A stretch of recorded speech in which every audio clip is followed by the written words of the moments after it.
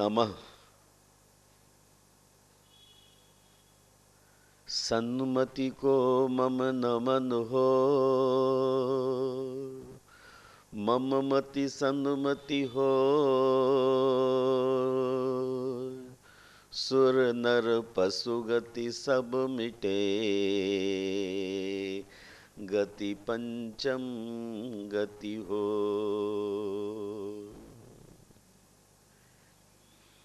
जय बोलिए तीर्थंकर महावीर भगवान की जय। संत श्रोमणी आचार्य गुरुवर श्री विद्यासागर मुनिराज की जय। जीवन की सार्थकता का मूल मंत्र फॉरगेट एंड फॉरगिव। संसार का हर प्राणी कम या अधिक एक आग से अवश्यमेव झुलस रहा है। उस आग का नाम है क्रोध, गुस्सा, नाराजगी।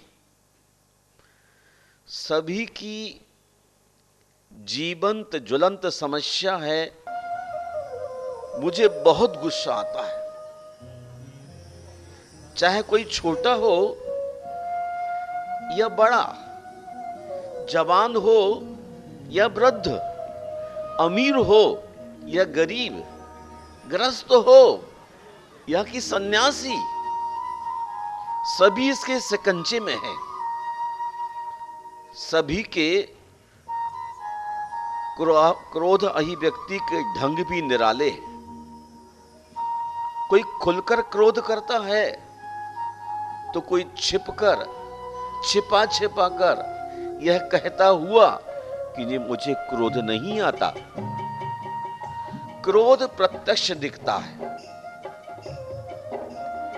इसलिए लोग उसे क्रोधी कह बैठते हैं, किंतु कुछ छिपाकर क्रोध करते हैं। जैसे भोजन छोड़ देना, मुंह फुला लेना, बातचीत बंद कर देना या बात बात पर खुदक जाना, स्वयं को कमरे में कैद करके दरवाजे को पीटना, हाथ आई वस्तुओं को फेंक देना, अपने दैनिक कर्तव्यों में परिवर्तन कर देना, आदि आदि। भले वह खुलकर क्रोध न कर रहा हो और लोग उसे प्रत्यक्ष क्रोधी कहने का साहस न जुटा पा रहे हों, किंतु उसकी क्रियाएं, प्रतिक्रियाएं उसके क्रोध की उपस्थिति को दर्शा ही देती है। महानुभाव, इस मानव मन की बड़ी विचित्र विडंबना है। चाहता है प्यार, देता है नफरत, और जब नफरत के बदले नफरत लौटती है तब अपना आपा खो बैठता है। खोटी खरी सुनाने से नहीं चूकता। कैसी विचित्रता है कि इंसान दो रोटी, दो लड्डू तो पचा लेता है, किंतु अपने मन के प्रतिकूल सत्य की दो बातें नहीं पचा पाता। खुद दसियों कटु शब्द सुनाकर दो कटु शब्द नहीं सह पाता। थोड़ी सी अपेक्षा या उपेक्षा बर्दाश्त नहीं कर सकता। थोड़ा सा दोषारोपण या दुर्व्यवहार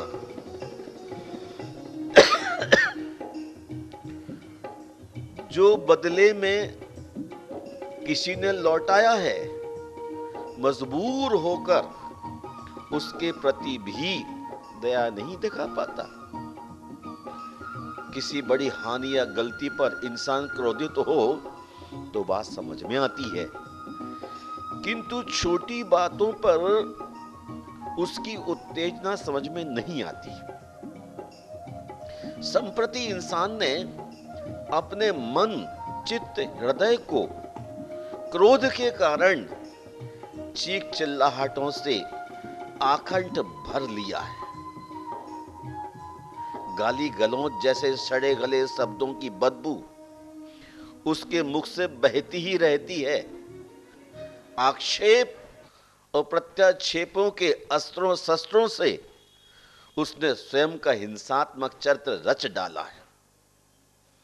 कारण क्रोध सबसे बड़ी हिंसा है और हिंसा का कारण भी। क्रोध का सीधा सा अर्थ है दौड़ गए आग में दूसरे की तरफ। यह क्रोध बाहर से नहीं, अपने भीतर की गुहा से उठता है। दूसरा व्यक्ति क्रोध का जिम्मेदार नहीं, अन्यथा ना तो यह जिम्मेदारी कभी मिटेगी, ना ही आपका क्रोध, और एक अनवरत श्रृंखला में आप पिसते रहेंगे, यम दूसरे को पीसते रहेंगे। दूसरा व्यक्ति आपके क्रोध का निमित्त हो भी सकता है और नहीं भी। निमित्त तो मात्र चिंगारी का कार्य करता है। जलती तो आपके भीतर की बारूद ही है ना। बारूद ना हो तो चिंगारी क्या करेगी?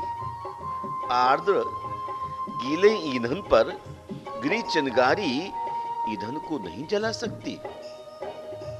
मुझे आश्चर्य होता है, इंसान अपने भीतर की धधकती बारूद को अनदेखा कर बाहर की चिंगारी पर आक्षेप कर अंगुली उठाकर उसे दोषी ठहराने का दुस्साहस करता है, जबकि क्रोध उत्पत्ति का असली जिम्मेदार वह स्वयं है। जिस दिन उसे यह रहस्य उद्घाटित हो जाएगा, उस दिन क्रोध उत्पत्ति का मूल कारण समझ में आ जाएगा। इस वास्तविकता से आप आंखें नहीं चुरा सकते कि क्रोध आपके भीतर गहरे बैठा है। वह केवल मौके की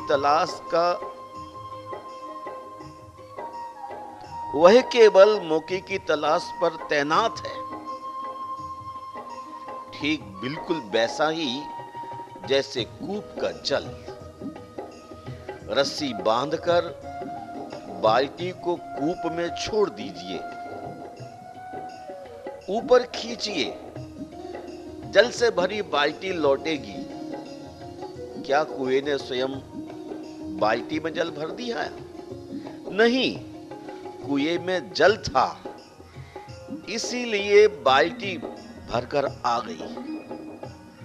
यदि कुआं सूखा होता तो क्या तब भी बाल्टी जल से भरकर लौटती? नहीं। स्पष्ट है, आपके अंदर क्रोध का पानी भरा होगा तो ही निमित्त रूपी बाल्टी भरकर आएगी, अन्यथा नहीं। महानुभाव, क्षमा स्वभावी आत्मा अब शब्दों से क्रोधित हो मानसिक उलझनों का शिकार नहीं बनती। सत्य का यह उघड़ा रूप क्यों नहीं इंसान की समझ में आता है?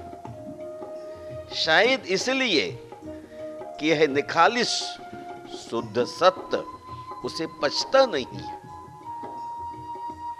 क्रोधी आदमी का मन अति दारुण कठोर हो जाता है और उसकी यही कठोरता वज्रपात बन उसके जीवन के स्वर को बीभत्स नरक में बदल देती है। भगवान महावीर का कथन है, क्षमावान अथवा अक्रोधी के जीवन का आंगन ही स्वर्ग बन जाता है, क्योंकि उसके हृदय की क्यारियों में कठोरता के कांटे नहीं, प्रत्युत कोमलता के फूल महकते हैं। जिसका दिल दिमाग शांत व आक्रोश रहित है, उसी का मन स्वर्ग का दिव्य भव्य महल है। हमारा कर्तव्य है किस महल की पवित्रता बनाए रखें। इसे दुर्वचनों, दुर्विचारों, दुष्कृतियों, मिथ्या भावों, अवांछित परुष, असभ्य भंड वचनों व बेसुरी चीख चिल्लाहटों से भरकर अंधेरी गुफा न बनाए।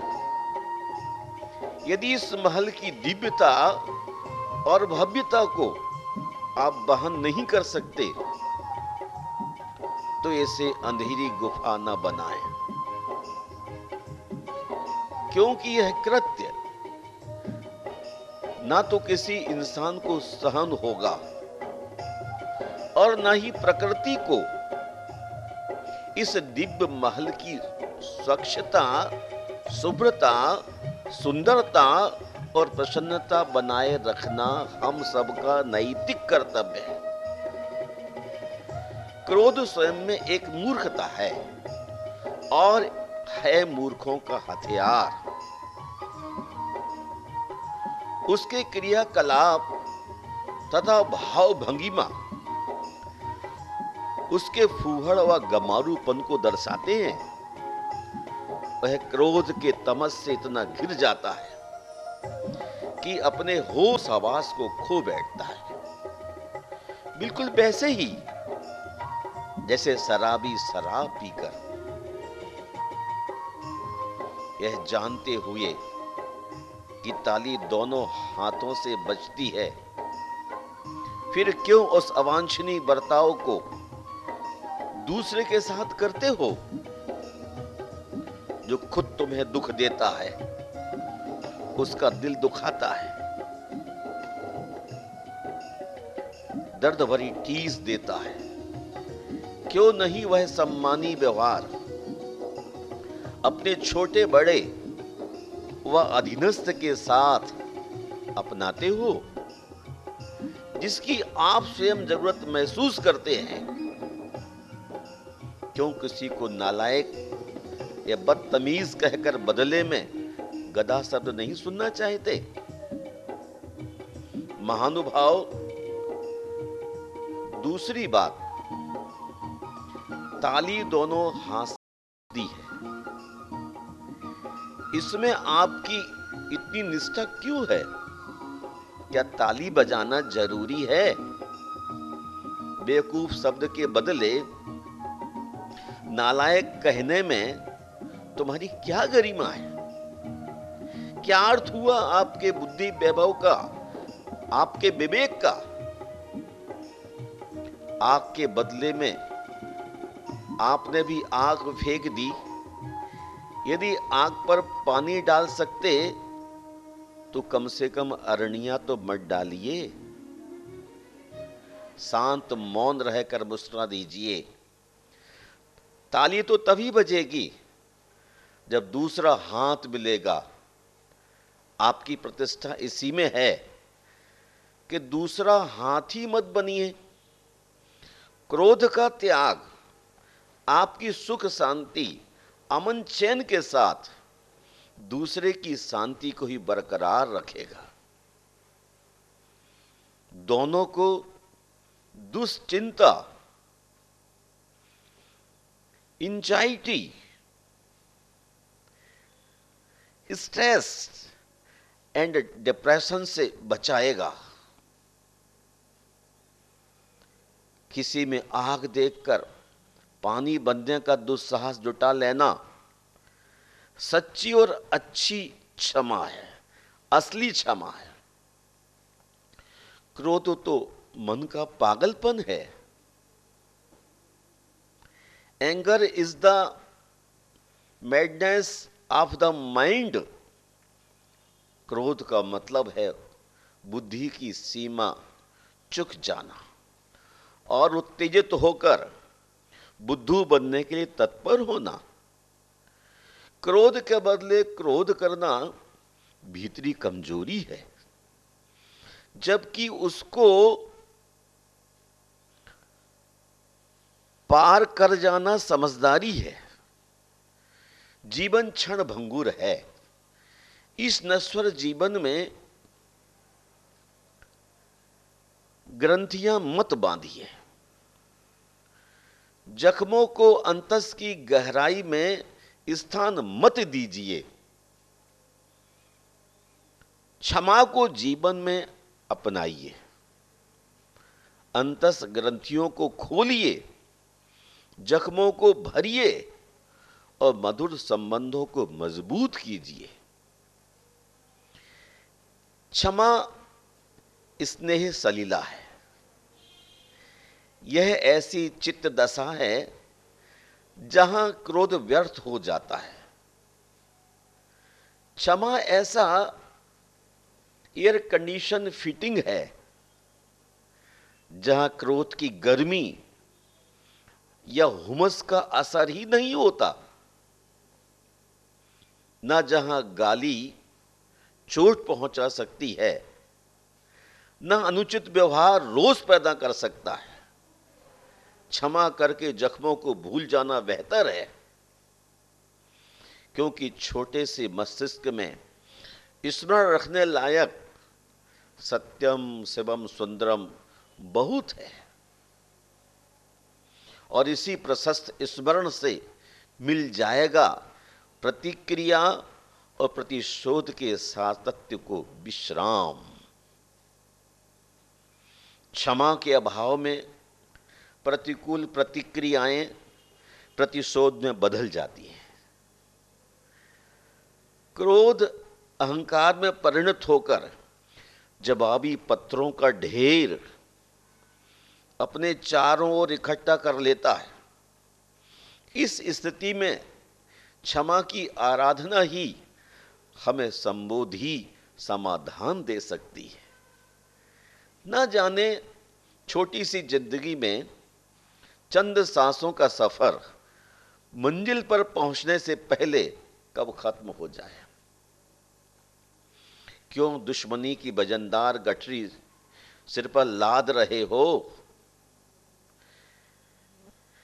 हृदय से फॉरगेट एंड फॉरगिव का मूल मंत्र अपनाने में ही जीवन की सार्थकता एवं मन की पवित्रता सन्निहित है।